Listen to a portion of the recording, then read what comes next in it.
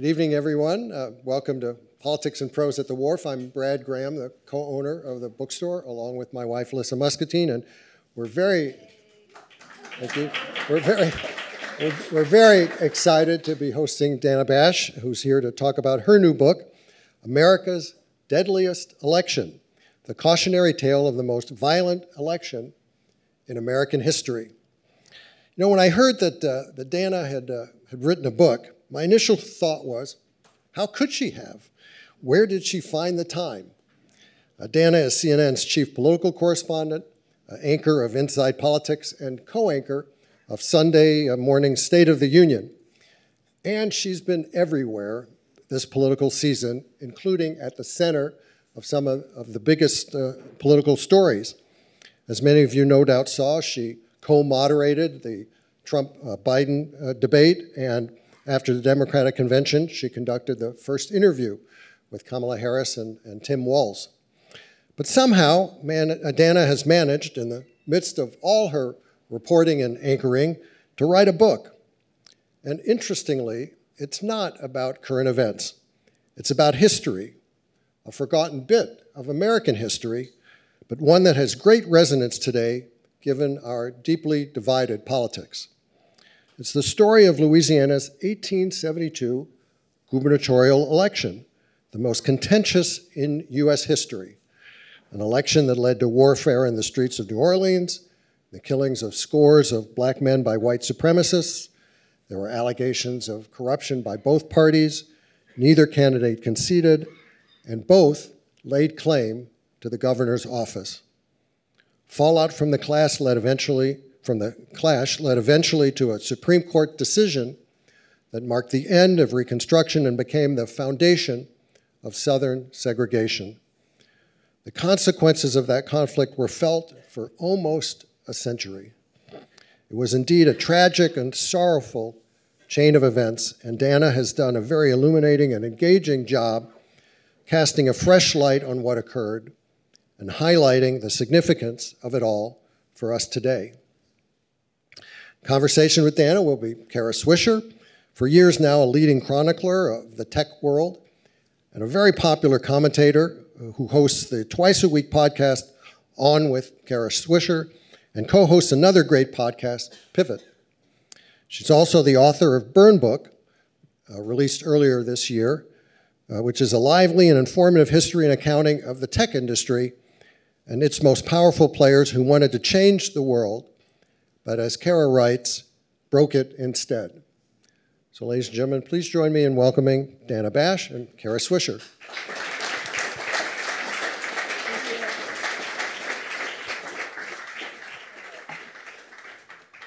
All right, let's get situated.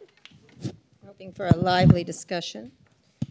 And I want to apologize in advance for this, my voice. I've been talking too much. To a lot of people, apparently. So we're also taping this for On with my podcast. So it'll be on the podcast in next week on Monday. So it'll also be there. So we'll have your questions and stuff like that. So I'm going to start it off in that format as we go forward. Okay. Dana, we're here at Politics and Prose to talk about your new book, America's Deadliest Election. It's about a long-term impact of an election that took place in Louisiana more than 150 years ago. It's fascinating, and there's obviously a lot of parallels to today. Why are we talking about an election from 1867? Is that correct? 72. 72, sorry. We're also recording a live episode of On with Kara Swisher tonight. So first, I do want to talk about the current election. I think we discussed what we go first. It's hard not to. You are CNN's chief correspondent. You've been on the campaign trail, and you recently made news of your own. You had the first sit-down interview with Vice President Kamala Harris and Minnesota Governor Tim Walz just before Labor Day in Savannah. Harris had been avoiding a one-on-one. She's given a lot, but since she's become the candidate, and there was a lot of pressure on the campaign. And she had Walz with her, as many other candidates have had, just to be clear. A lot of other presidential candidates have done those. Talk about how you got this interview, and I certainly asked her for one, and I don't find her reticent necessarily, but talk a little bit about how that happened. Well, absolutely. First of all, thank you for doing this. No problem. And thank you, Politics and Prose, for doing this. and for everybody for coming. Absolutely, I was pushing for an interview, just like everybody, every journalist in the free world, I think. And I'm not sure why she said yes. I'm glad that she said yes. I do believe that over the years since I know you've known her since she was a district attorney. District attorney. Yes, yeah. I only got to know her when she became senator. Mm-hmm. And That's okay. And I covered her for whatever the 2 minutes that she was a senator before she became the presidential candidate. I think actually on the campaign trail is when I really got to know her. Mm-hmm. She didn't run very long, but I was always kind of there in the spin room after the debates that she was doing. And then I have interviewed her multiple times since she became vice president. I spent an hour with her husband, Doug Emhoff, and did a special on him. So my sense, and you tell me because you've known her longer, is that she wanted tough questions. Mm-hmm. She wanted fair questions. And I think that after a lot of years, I've developed a reputation for that. But my sense is she wanted somebody that she knows her and her history. Mm-hmm. And it's not just because, I'm somebody who gets her, who there are lots of people who get her, but somebody who she can have a conversation with to put on the map and put on the table some of the very real questions that people have about her positions, which is understandable since she's been the understudy for almost 4 years. Not as well known. Even if she ran a race and she was well known in California, she certainly is not as well known nationally. And even though she was maybe well known in California, that was a long time ago in political years, in political terms. And she has changed her position, especially in the past 4 years since she ran in the Democratic primary.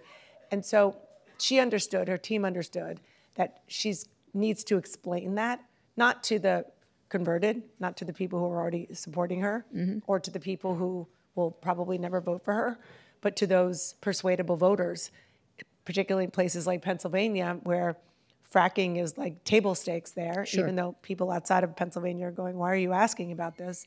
It matters because it's jobs to people there. Harris didn't get rave reviews for this interview that you did. Bret Stephens called Harris vague to the point of vacuous. She didn't really answer the day one question when you asked her point blank why she changed her position, for example, on fracking. Although Trump flip-flops in a half an hour, usually, within something. She did hedge. She said she had the same values. It's sort of normal for politicians. How do you assess her performance there? Others thought that had questions with you, that you got enormous amount of blowback online, for example. From both sides. From both sides, that's correct, which you talk about. So talk about this interview, because so much weight is upon it. Talk about the difficulty of doing an interview where it's a political interview in a partisan time, and at the same time, she can't really say much. It's actually good for her to say very little in some ways. For her politically. Yes. I think, well, just to answer that question first, yes, maybe if I'm one of her political advisors, I would think, you're doing great, don't rock the boat. But the people who aren't yet sure about her, they want to hear more. And they want to see that she's being pressed on some important issues to them. So I think that, look, I mean, other people can assess the way that she answered questions. I thought she answered some, she didn't answer others. She was prepared for the question, the overarching question, which is, why did you make some changes in your position? And what was the reason behind it? And what does that say about what you will do if you're elected for 4 years? Can people feel confident that what they elect you to do, you will do? So one of the big moments was when Harris talked about her historic phone call with President Biden, when she told him he was going to end the campaign. She started off personal, pancakes, bacon, the whole thing.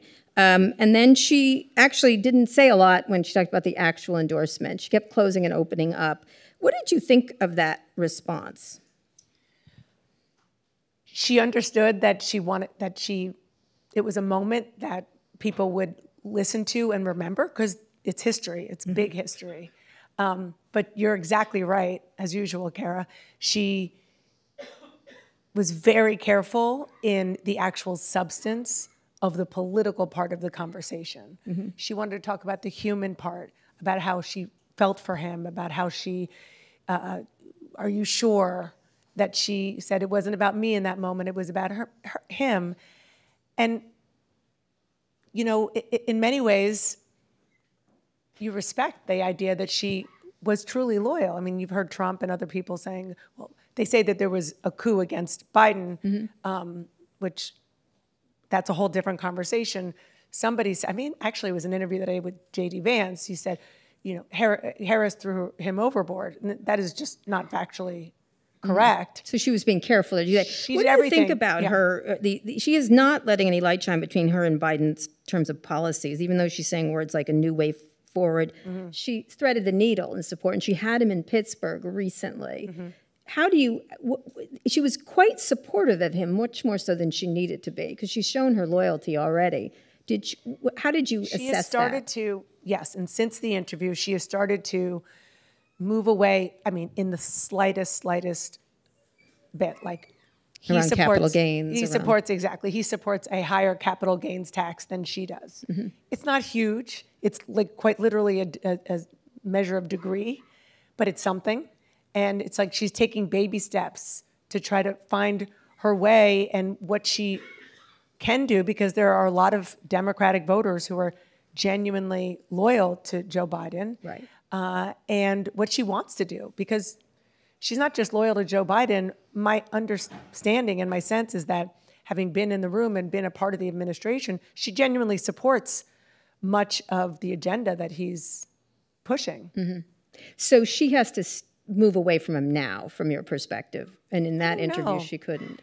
I don't know that she has to move away from him now. I think she's taking, so far it's just basically been taxes. So she's taking little percentages of issues, and she's kind of making her own way. She might do more, but she hasn't so far. And I don't care. I don't know that she really feels like she has to.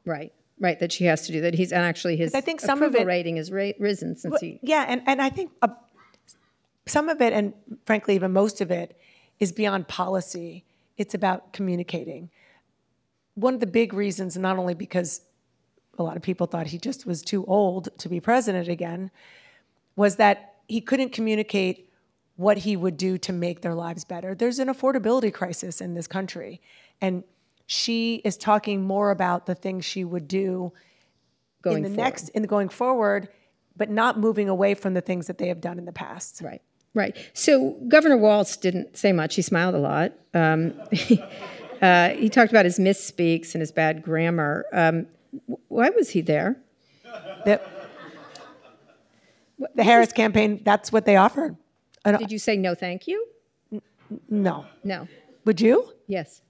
Well, you're a better man than I. Yeah. No, I'm actually, that's not fair. That's not true. I'm happy to do a separate interview. That's not true. No, of course, the answer was yes. And the reason that they gave, which I actually understand and agree with, is that because we are in such a truncated election cycle with her, that traditionally what would have happened is that she, as a candidate on her own, would have given umpteen interviews on her own. She would have picked her running mate.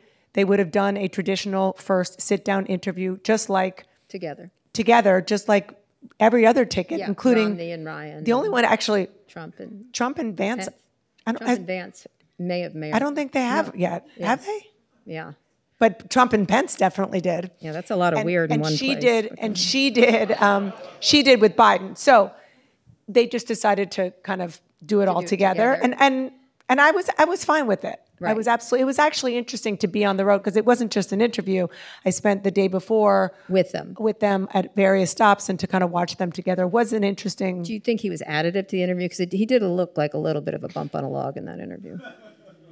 Very pleasant bump. Here's the thing. If I would have had, I would love to be friends with. But if I would have had more time, but we were limited in the amount of time of their time that they gave me, I would have loved to have asked him more questions. So one last thing about the interview, and then I want to get to the debate and then your book.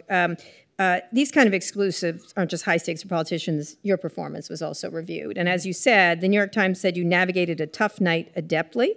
The Daily Beast said you recycled limp GOP critiques. I heard that a lot. Alyssa Finley at the Wall Street Journal said your questions were equal parts empty and exultant, which I'm not sure what that means. You've been doing this for decades. You told the Daily Beast that if nobody in the Transcancer is happy, you're in the right place. Talk about that, because I think the one I heard the most was that you were recycling GOP talking points. Yeah. Including about her being turning black. Oh, yeah. See, that wasn't, to me, that's not a talking point.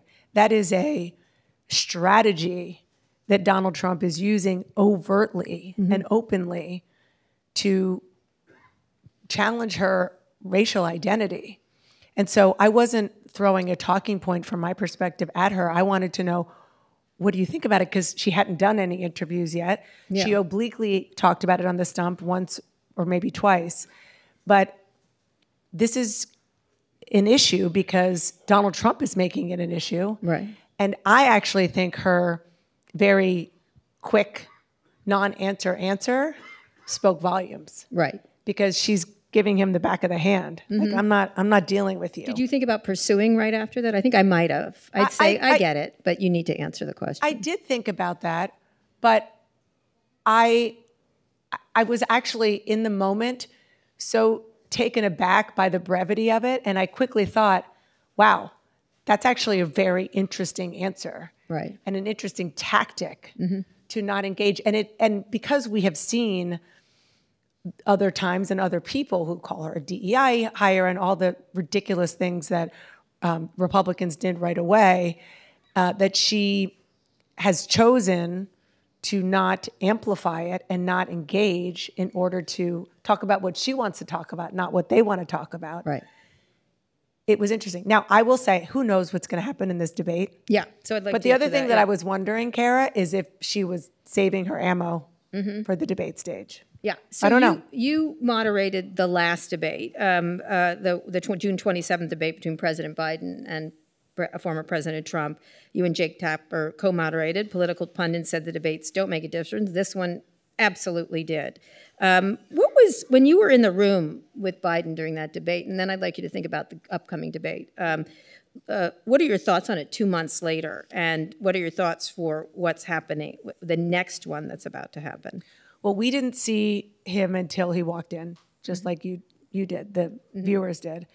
And so we saw what you guys saw. I think it's possible that viewers saw kind of an exaggerated version of it because you had the camera right on him and you saw it like up close and we were at a distance, but we experienced what you did and what the millions and millions of people who experienced it did. I will say that when we prepare for debates, we do so many different versions, not just of our questions and of our approach and of our order and everything. And it takes hundreds of hours of prep. And it's based on a million different factors.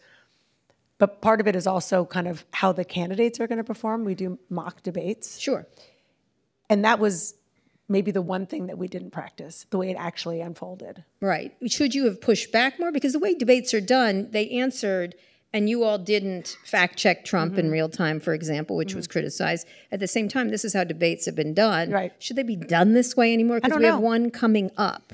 I mean, we'll see how they do it. The decision was made on this, in this debate to have the debate in the format that it has been done pretty much since Kennedy-Nixon. That's correct, right. Which is... So it was up to Biden to fact check Trump. It's up to Biden. We are facilitators. The way I go into... This is the first general election debate I've done. Right. But the way I have gone into the multiple primary debates that I do and my colleagues as well at CNN is we define success as not being the story. We don't want to be a participant in the debate any more than asking the questions. And once we start to fact check like you do in an interview or I do in an interview, then it's an interview and it's not a debate between two people. And so that is the way we approached it, that you get the time and then it's up to you, President Biden, to say, hold on a second. bing, bing, bing, what he just said is not true, and then let me tell you which what he was is true. incapable of doing in that Which interview. didn't happen. Right. And now imagine Or didn't do. I don't know if he was a incapable. world in which we got in there when he wasn't doing it. Right. Then what would we have been criticized for? You were his handlers. You were his enablers. You were helping him. Yeah. Did you think about it when it was clearly unfolding that he was unable to No, respond? because we had made a decision beforehand. Right. But we So the tried bigger to give, worry for you was looking like you were supporting him. I mean, there Trump. were some things that Biden said that were not true, not to the degree that Trump Yeah. didn't tell true things. Yeah, Didn't yeah. tell the truth. Yeah. But there were a couple of things, and if you notice, President Biden didn't always use all of his time. So we would say you have 47 seconds left. If you would like to say more, I mean, like you have time to say the thing you want to say. Right. And it didn't. Did you? Do you think it damages the credibility if journalists don't do the fact checking? You have someone who lies. You know, it's a kind of a hello he lied situation. I am not here to say that this is easy, and it is perhaps something that needs to be, especially after this debate, and needs to be and maybe will be. We'll see what happens on Tuesday. Rethought in the era that we're in with the candidate that we have.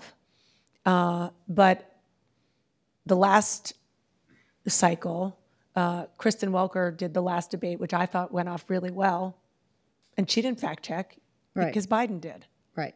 And so you think journalists should be observers in this situation? Well, we're not observers because we're the ones asking the questions and we're pressing. What we did do was press with follow-ups.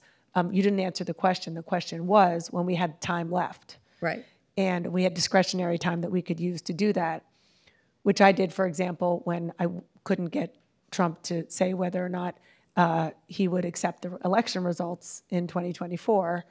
And so the follow-up when they don't answer the question was there on the table. And when it comes to not telling the truth, it is a very, very difficult needle to thread. Right. I think. Right. It's very difficult in these environments not to participate, though. It is. It seems like it is. So going forward on this next debate, very briefly, and then I want to get your book, he's been, that the rules are the same, no live audience, muted mics, which Trump's team wanted. Trump kept saying he didn't mind them. No notes. It was the Biden's team who had signed off on these rules. Harris's team wanted the mics to be on because largely I think she's hoping he'll call her a name in some fashion that he can't resist. How does she go into this? But last one she did, the famous thing with Mike Pence was Mr. Vice President, I'm speaking during the vice presidential debate, a really great moment, and even better done by Maya Rudolph. But everything is done better by Maya Rudolph. What does each of them have to do in the debate, and what can't they do? What is a mistake they'll make that they can't make? So start with Trump.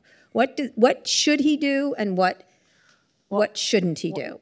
I want to be careful. I'm not in the political advisor business. Right. So I don't really want to, I'm going to dodge that question because it's not my job. But what I will say, I just want to go, and we can talk more about this, but I just want to. I'm happy to answer it, but go ahead. I'll put it back on you. He should stop. He shouldn't get more women to hate him, and he shouldn't call her a name. But what's interesting about the mics being off is, as you said, the Biden campaign, they came at us with, or not at us, that sounds really aggressive. They came to us with this idea that we really want the mic to be off because it's very distracting when he talks all over the moderator, so talks all over Biden. Right.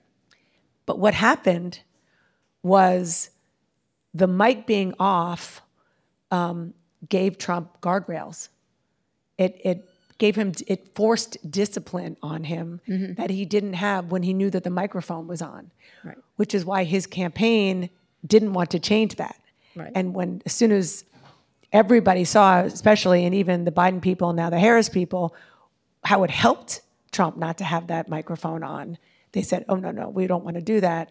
But this is what it's going to be. This is what it's going to be. So you will not say what has to accomplish. No, here. what do you think? I think he has to get think she's got to get men to like her, and he's got to get so many women not to hate him. I don't know what else to say. I think that is really she's got to convince men that she is a leader. Yeah. And continue to do so. And he's got to... The gender gap is huge. Is enormous. Yeah. So I think probably if he's offensive in any way to her as a woman, I think it'll be a real problem. And I think if she seems angry or righteous, even if he says terrible things about her, she will suffer, not him. Which is why, just going back to the interview that I did, I was so struck by that short answer. Because it's and again, maybe I'm totally wrong, and she's got this whole arsenal. Yeah, what can how dare he not call me black? Like then she looks angry and. Well, no, but she could say something like this is proof he doesn't get it, like he doesn't but then understand. She looks like women then look like a. Well, that's the problem. Yeah, I think not answering it is best. What a strange man he is. I think I shall say something. So when do you think there'll be another debate after this? I don't know. Yeah. If I were to guess, I would say no, because we have this and then the vice presidential debate. Largely depends how it goes, but I would suspect no. If it's not already on the books, there's nothing more important after this going into it'll just be getting out the vote. I mean, we're already 2 months out in. Maybe there will be another debate. It's not as if the networks aren't trying. Right. Maybe they'll come on and do it with you. Yeah, let's see. I have a dream of interviewing Donald Trump at Mar-a-Lago with velvet ropes, and I want his whole audience Have you ever there. asked? Yes, I have. I'm working on it. But I want him comfortable. He would totally do an interview in the you. lobby. He can have all his fans there. I can take him. And he'll Obviously. He'll feel comfy. He'll feel comfy. He'll feel good. And then he'll have let a fox into the hen house. That's how I feel. So to speak. But I also have a dream about the vice presidential debate. By the way, do you think it matters coming up, the vice presidential debate, at all? Matters in terms of how people will vote? Probably not, but it'll be interesting to watch. It'll be interesting. I have another dream about that debate in which Governor Walz turns. J.D. Vance clearly has a daddy problem from his book. If you read it, and you can buy it here, by the way, I'm sure. If Governor Walz starts saying it's not your fault, and then hugs J.D. Vance like in Good Will Hunting, so I call it good red pill hunting. See, and then he'll go, he is America's Hitler. I meant it when I said it the first time. Something he actually said to me, by the way. So J.D. Vance shifted rather dramatically. Wait, that was to you that he said that? No, he said it to a lot of people all the time. Oh. Just so you know. He was quite anti-Trump when I encountered him. When I told him he said that, he's like, well, that's not exactly what I said. He was anti-Trump. No, so much so that this San Francisco lesbian was like, I think you're a little mean to him. That's how it was. So enough of 2024 politics. Let's talk about your new book, America's Deadliest Election, which was... well, so far, which you co-authored with, it's all fun and games until the bombs start dropping. When you co-authored with David Fisher, it's a fascinating read about the long-term impact of an election that took place more than 150 years ago. The story isn't well known, and neither are most of the players. For those who haven't read it, give us a brief synopsis and how you decided to do this. There are a lot of broadcasters. I was texting with Rachel Maddow. I was like, Dana Bash did a Rachel Maddow book. And that's the nicest thing you ever said to me. I know, it's true. But Bill O'Reilly's doing them. Dan Abrams, where you got this. Explain how you got to this particular part of U.S. history, which is not well known, although critically important. Well, there's a through line between the Bill O'Reilly, which I didn't realize until recently. Actually, maybe I did in the back of my mind, and Dan Abrams especially, and how I got to this. It's because Dan Abrams writes books with my co-author, David Fisher. Right. And I think actually it was originally Dan Abrams' idea, or somebody came to Dan Abrams with the idea, and he thought, this is like maybe more of a political reporter kind of person who should do this, and brought the two of us together. Right. So that's the answer to how I got this. I didn't have a clue about this point in history, and I feel embarrassed about it. Right. So why did you want to do this kind of book, a historical... It's become a very popular genre of which these I now things. realize it has. I love history. I obviously don't love it enough to have known about this part of history, but the idea of being part of something where now I've talked to a lot of people about this book, especially over the past few days, and even people who were like from Louisiana, where this took place, who were educated there, really, or people who were really steeped in politics, electoral politics, may have like sort of heard about it, but didn't know about it. And there's a reason for that. And that is because a lot of the history during this period, Reconstruction in particular, has been like totally suppressed. Right. And it's time that it is not suppressed. So this is about a race explain do the sort of Cliff Notes version for people. There's a race in Louisiana for governor. Yeah, let me just go back a little bit. So so the Civil War ends, all of the southern states are reconstituting quite literally, and Louisiana wrote their new constitution. The first election after that was 1968.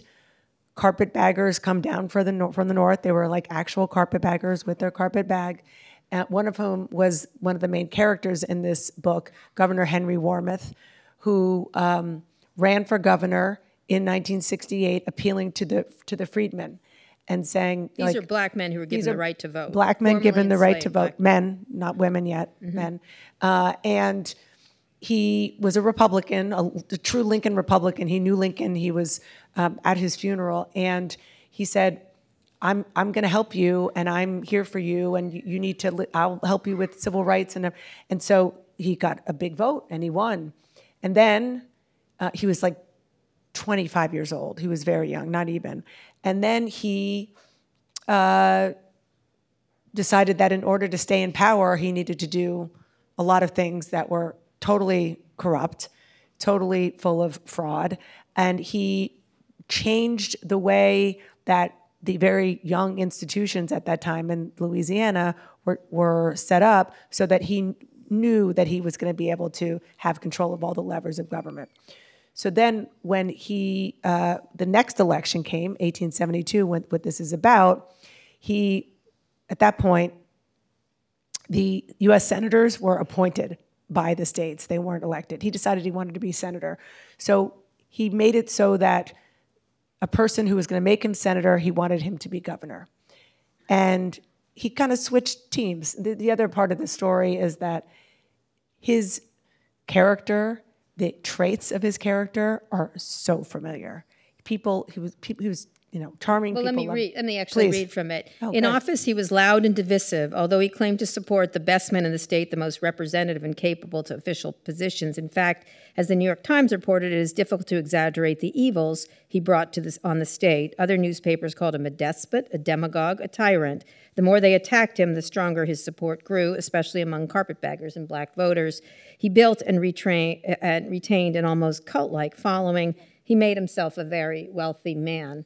Who does that sound like? Exactly. Right. So, but then he shifted, correct? He shifted because there was a split in the party, the Republican Party, and they didn't want him anymore. So he's like, okay, well, I'll go with the segregationists, and I'll help them get elected. So this is akin to Donald Trump suddenly saying, I'm a Democrat again, right? Correct. Or more that I'm a Republican after being a Democrat or an independent. He wasn't a very big Democrat. I mean, okay, let's get like micro. Right. Donald Trump saying his entire life I'm pro-choice, and then being pro-life and electing and putting people in the Supreme Court to overturn Roe. Right. That's like a version of this big picture. Right. He was fine with shifting if it meant he could stay in power. Right. And so this 1872 election, Louisiana, is a farce. The polls are corrupted. Warmoth controls those returning boards that count the ballots. At the end, the two parties both claim they've won. They swear in two different governors. There are riots, attacks on the state Congress, multiple massacres take place, largely of people of men of color. Almost entirely of men of color. Right. And talk about the chaos and the flashbacks, because you also covered the January 6th riots on the Capitol. Yeah, and what happened, I just want to make clear that what happened then, the violence then, was part of a very real corruption and real fraud, intimidation, disenfranchisement of people who had the right to vote, black men. And because they weren't allowed to vote in many places in Louisiana, because the segregationists realized, wow, we need to stop this because our way of life is changing, and we can do that at the ballot box. The entire election was a disaster. they genuinely couldn't figure out who won because the votes just weren't counted or weren't actually cast properly, never mind counted. That's why there were these two governors, as you said, inaugurated, two legislatures and so forth. And because they were fighting for the right to be the absolute duly elected government, they were also inciting violence. Right. In a very, very robust way. And what happened, the worst example of what happened was the Colfax Massacre. Right. And it was in Grant Parish, named for Ulysses S. Grant. 150 black men were murdered in cold blood, slaughtered. Horrible, horrible, horrible scene. And in order to find justice for them, they knew that they couldn't have a state or local trial because the people would not be prosecuted or convicted. They put it in federal court to test the new constitutional amendments to give people this is the 13th, 14th, 13th, 14th, 15th Amendment to give them civil rights and freedoms that everybody should have. Went all the way up to the Supreme Court, and what the Supreme Court said was, it is not the federal government's role to be involved in civil rights, it's the state's role. And so the southern states said, thank you, Supreme Court, we're going to enact Jim Crow laws, which stayed in place for a century. So this and it comes directly from this election. This would allow them to, it's a double law almost, that you have the 13th, 14th, and 15th Amendments, and then the Supreme Court saying, you can have rules that are sort of against that at the same time. Exactly. Right. Because they didn't, there were lots of reasons why it was, this is going to sound familiar, it's the way that the Supreme Court was set up at the time, but that was one of the reasons why Reconstruction completely dissolved. There was another one 4 years later. But it was called U.S. versus, is it Cruikshank? Cruikshank. The decision was a fundamental building block of the states' rights agenda. Correct. That we're still seeing today. And correct. Trump is pushing around abortion, for example. Talk more about Chief Justice Morrison Waite's decision here. It was about trying to thread the needle between a country that was still so wounded over, obviously physically, but communally wounded over the Civil War, that they wanted to be together and stay together. But they also understood that in the South, in order to kind of keep them in the fold, they needed to let them do some of the things that they used to do. Meaning they lost the war, but they couldn't make them really lose, right? Lose their, again, I'm doing air quotes for your podcast audience, their way of life, which is disgusting. The people who were pushing for the states' rights agenda did not believe that the people who were their slaves just a few years earlier should have the rights that they have. They didn't want to be represented by somebody of color in elected office, and they did whatever they could to stop it. This was the time that the Ku Klux Klan was born, the White League, others, which were just offshoots of the Confederacy. Right. So Dunn, this person who won, and another black politician, PBS Pinchback, both ended up serving as governor of Louisiana for a time together or separately. It would take more than 100 years for the next black governor to be elected. And so it sort of ended protections that they had just won in the Civil War in a very short amount of time in the southern states. And then that was the biggie that ended protections. And then if you fast forward to 1876, where there are even more parallels between, because it was a federal problem, it was the presidential election, where Louisiana had the same problems. They didn't learn from them. It was ugly. It was violent, and it wasn't just in Louisiana. It was in South Carolina and a few other states where they could not figure out who won the presidential election, so they sent two slates of electors to Washington. Wow. We've been here before, people. And get this. They had a debate about what the role of the vice president was. Was the vice president allowed to decide which slate of electors to choose, or was the vice president a ceremonial position in that particular event? And they decided it was ceremonial. Right. They decided that He didn't have the power, just like Mike Pence did 150 years later. So they just threw out those states' votes. They couldn't count them. Right. So then they ended up having a tie in the Electoral College. Exactly. And they did what Washington does. They came up with a commission, and they appointed a commission, which was, bipartisan, some nonpartisan people, but it's Washington. Yeah, so been here before is your point of this book. It's Exactly. interesting. You wrote about how when the country was founded, the right to vote was restricted to white male property owners. And Ben Franklin had one of the best quotes about if you own a jackass, your jackass dies, then you don't get to vote. Then who's the jackass? I love that quote. It was interesting. The idea of people who have a stake in society would be harder to influence. That was the idea. We're seeing that argument made today. Interesting, Elon Musk just reposted this tweet that only high T alpha males should vote because they are less malleable to brute force manufactured consensus. There's also the J.D. Vance cat lady thing, which I think we've had enough of.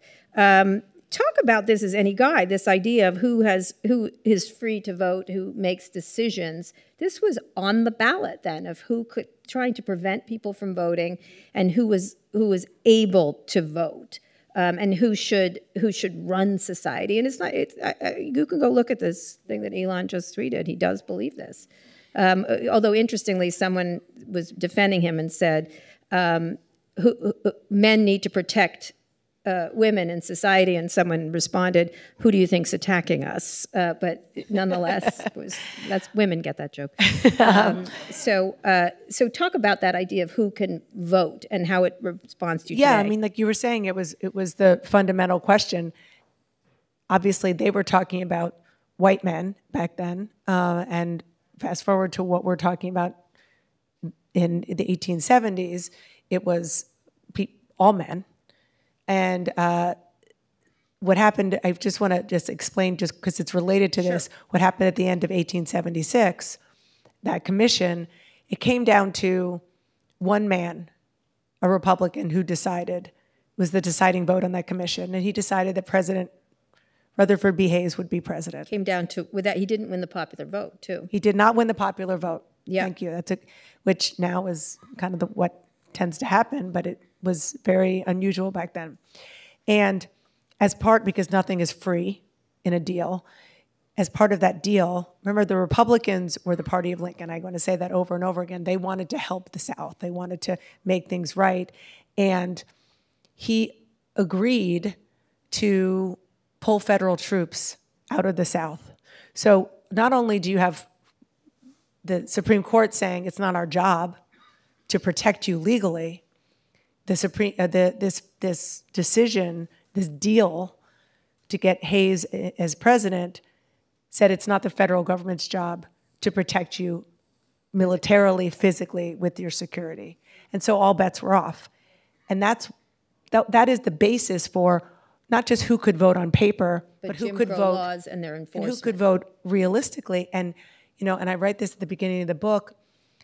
I wish I knew the story. I had the honor of walking across the Edmund Pettus Bridge with John Lewis just a few years before he passed away, telling me the story as he told thousands of times about marching just to get the right to vote, having his head bashed in, he almost died. And they were still trying to write these two major decisions and moments in history that we've all not learned about. Right. And that lasted for 100 years. The removal of the federal forces and the removal of he and federal laws. And his father and his father's father had to guess the number of jelly beans in the jar, the number of bubbles in the bar of soap, and these ridiculous things because it was a way to suppress the vote. So just a few more questions, and we'll get to the questions from the audience and finish up. Should we just get rid of the Electoral College then? I mean, it seems like how long has this been an issue? What do you think about the National Popular Vote Interstate Compact and its chances, the agreement by a group of states to award the electoral votes to whatever presidential ticket wins the popular vote? I think realistically, in this environment, to get a constitutional amendment to change that, you're going to have red states vote against themselves and just give it to the highly populous states like California and New York, and I just don't see that happening. Right. whether or not it's right or wrong, realistically, it's hard to imagine a world in which that actually happens. What about from a right or wrong position?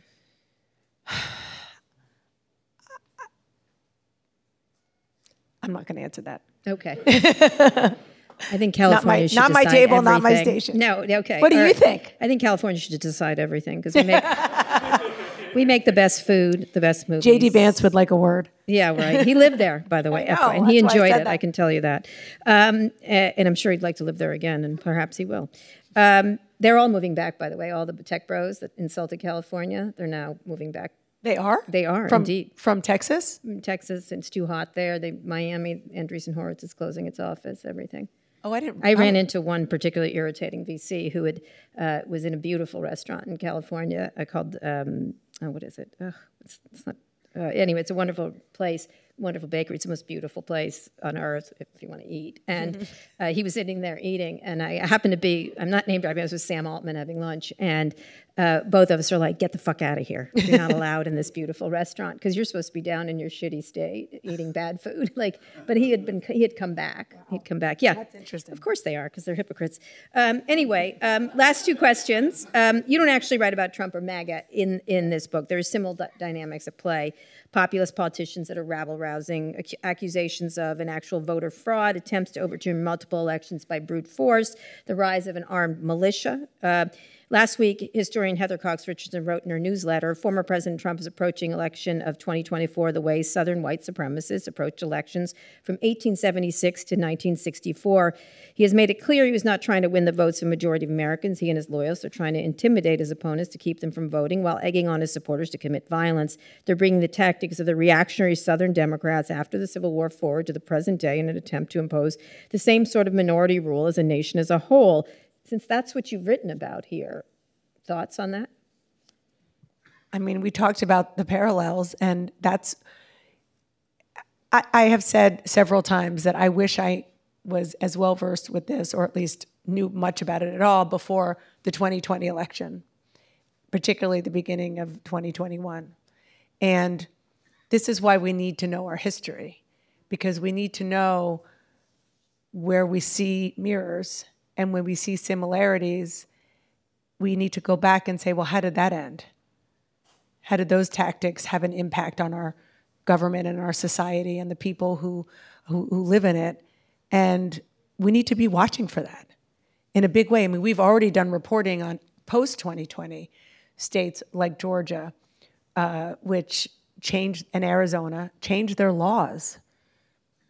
Just like Warmoth did, but he did it just on his own without the legislature, Right. in order to make it easier to manipulate who actually stay in power for themselves, but manipulate who actually gets the electoral slate sent to Washington. Right. Okay, my last question. In the foreword of the book, you wrote, democracy has often been referred to as an experiment. This is a story of what happened and what can happen again when the experiment fails. Besides the cautionary tale, what are the lessons to put into play then? You know, you're talking about we should know about it. What concerns do you have on the impact of the Supreme Court, a militarized, divided nation, for our political system going forward? Does it scare you still? Yeah, absolutely. Absolutely. I mean, anybody who witnessed January 6th should be scared. And I think that's the thing, is that you were saying that you look at this book cover and you think, oh, it's about 2020, 2021, and it's not. Mm-hmm. And it was horrible what happened on January 6th. But that is nothing compared to what happened in 1876. And we just need to make sure that that wasn't a dress rehearsal, as one of the January 6th panelists said, for what could happen going forward, and not forget. I mean, we have a very, very short memory. Yes. Never mind not enough knowledge of history, but a short-term memory. Yeah. And we need to be starting to focus on this now, because it's only a couple of months away. Yeah, the move along character of the American Yes, character. exactly. Yeah, I had a relative go, we should move along from that. I'm like, I think I won't. I think I'll just stay there for quite a while. Me too. Right. So last question for that, as a CNN chief political correspondent, what are you keeping your eye on over the next 8 weeks? What, for especially having written this book? I mean, this is the kind, in fact, Violence. I literally we do a meeting, look ahead meeting, futures meeting on Inside Politics every week, and I said, okay, this is like the first meeting we're having after Labor Day. This is the final sprint. We need to do regular, aggressive segments on what is happening in these states with election workers. Are they being intimidated? What's happening with the way that the groups are maneuvering? We got to stay on it. So that's the main thing you're looking at. I'm obviously looking at the arguments that the candidates are making and how swing voters are feeling. But if swing voters vote, that's fine. But if people who want to vote aren't able to vote, or their votes aren't counted for whatever reason, then that's a huge problem. It's a huge problem. So, some questions from the audience. Okay. Do you think Trump threats around the rigged election today, the same political violence we saw in 2020, or something different in 2024? Does it have the same, does it get worse, or is it same old story and doesn't take fire the same way? I don't know. I mean, I hope it doesn't take fire. One thing that I've been listening to, I don't know about you, Kara, is he keeps talking about the coup to, and I mentioned this before, the coup to overthrow Biden. And at the beginning they were like, oh, this is not even legal, it's not even constitutional. Well, there's no mention of political parties in the Constitution, so that's not a thing. But I am thinking, I'm like, now that we had the experience of the last election, you're watching him just kind of like try out arguments real time. And I'm listening for it and like, oh, is that what he's going to use? Oh, wait, is that what he's going to use to get people riled up? And so I try to just be hyper aware of that kind of language. Any of them working? I don't know. I mean, what's his latest? Even today he said there was a coup against Biden and this is not even fair.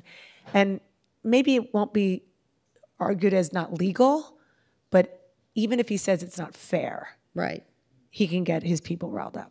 Right. So that's the things that's he's one trying of them. out. Yeah. But let's see what happens when the ballots start to go out. He's done with sharks and batteries, correct? I don't think so. No. He'll never be done with that. All right. Or windmills. What can the average American do now besides vote to prevent election conflict, the one described in the book? Also, how would you design the I voted sticker? You don't have to do that. That's a good question. That is a good question. I just do whatever you can to be and this is, bless you, this is, Kara, more your territory than mine, but just to be an aware citizen of this country with regard to information and what information you're looking at, whether it's as objective as it can be. When you start to get specific stories pushed to you over and over again because the algorithm saw that you read something once or twice, be aware of that and try to push outside of the feed that's coming onto your phone. Because, I just even see it with my son who he's not even allowed to use most of the social media, but it's unbelievable how narrow your world can be very quickly. And it's done by repetition and constant propaganda is done by repetition. So how do you, I'm going to ask you this question. Sure. How do you think people should make sure to be, what is that? I don't know. Can you stop that, sir? Huh? What is it? Oh, it's the HVAC. Oh, okay. Okay. Sorry. Well, I thought it was one of those like robo things that Jay are. I brought one. The same trainer. I brought one. Go ahead. Okay. Finish. My question, what? Your question, my question for you is, how does, when somebody says, how do I have good information literacy? How do I get beyond the things that people Well, I do think not everyone's paying as much attention to them as you think they are. I think, this whole thing, Elon calls attention to himself. He's a good example. I don't think they're as powerful as you think they are, for one, but it is this new Russian story, I have insisted that the Russians are in here trying, and as you've seen from these indictments, it turns out they did buy off, in this case, this group of right-wing influencers, because they're cheapest, I guess, or the cheapest whores in the business, I suppose. So I think they're here and doing it actively, whether it's China, Iran, or Russia. By the way, it's not just right. That's by the way, we do it too. FYI, this whole idea. No, they're not here. Yes, of course they're here. It's a cheap way to influence things, and in this case, Putin wants Trump to win, and should want Trump to win if I were Putin. But wait, he said he wants Harris to win. Yeah, whatever. Okay. In any case, I think this is very serious propaganda going on. And again, speaking of echoes in Rachel's books, it's about that too. The Nazis had a very active propaganda thing. It's basic propaganda. In this case, it's not AI. It's just you buy off Tim Pool for a very small amount of money, apparently. You think you'd charge more, Tim, for your ridiculous rants, but no, it's fine with me. I would charge more for the Russians. But anyway, two last questions. How do you think of the history of Reconstruction would have unfolded had Hannibal Hamlin succeeded Lincoln as president instead of Andrew Johnson? I don't know the answer to that. I don't know. Nobody really knows. Andrew Johnson was not a fan of Lincoln's agenda. That's to put it mildly.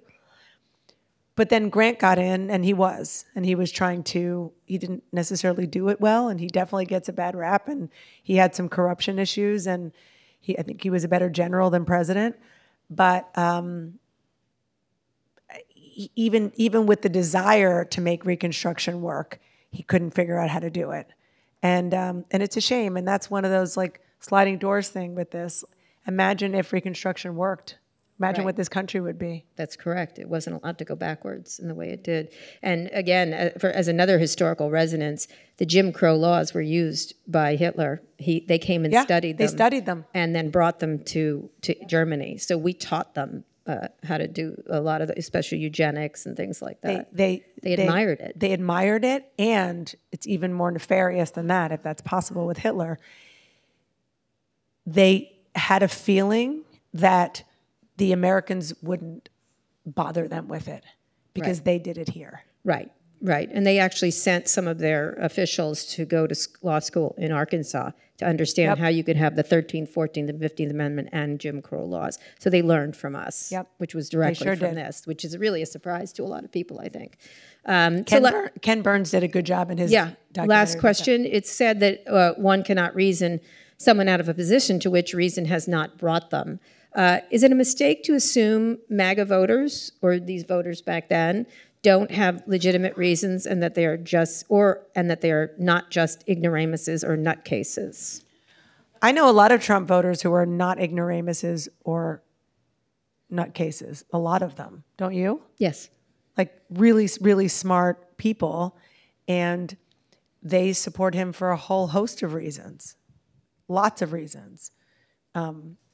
Whether it's the fact that he says he wants to get America out of wars, whether it's, his position on moving the embassy from Tel Aviv to Jerusalem, whether it's his position on tariffs, or even more rudimentary, and I've heard from a lot of young people who've only voted like once or twice, I had more money in my pocket when he was president, pre-COVID. And so, no, I don't think they're ignoramuses at all. Do you? No, some of them, certainly. Some of them not. The people I know. Yeah. So, very last question. When you look at this election compared to this one, which one is more unprecedented? The one that we're in now? You mean 2024? Yeah. That one, because that was right after the Civil War. And it was the first time that blacks had the right to vote. And that was a remarkable thing in the United States of America, where they were enslaved for hundreds of years before that. And so that was definitely the most unprecedented. All right. Do you want to guess who's going to win this election? Nope. Do you? I don't know. I suspect Harris's, but because I think there's a quiet, there was a quiet Trump supporters back in, I thought Trump was going to win 2016. In this case, I know a lot of Trump voters who are in my family and everything else, and half of them are quietly saying they're going to vote, especially the women. Mm-hmm. They're all like, I'm not voting for him again, kind of thing. And so I think there's a lot of quietness around it. So I don't know. I don't know. He's a very strong, like as this governor was, he's a very strong and interesting candidate to a lot of people. I do think the Republican Party would be better once he's gone, and they can form. They have a lot of very strong candidates that could move ahead in ways, and he's suppressing them. So in that way, it's probably better for everybody. I don't think the Republican Party is ever going to be the same, though. Oh, really? I do. You do? Well, hello. Okay. Okay. All You heard right. it here. Things change. Thanks, All right, everybody, thank for you, your Dana. patience. Thank you. Thank you, audience. Thank you so much. Thanks for your questions.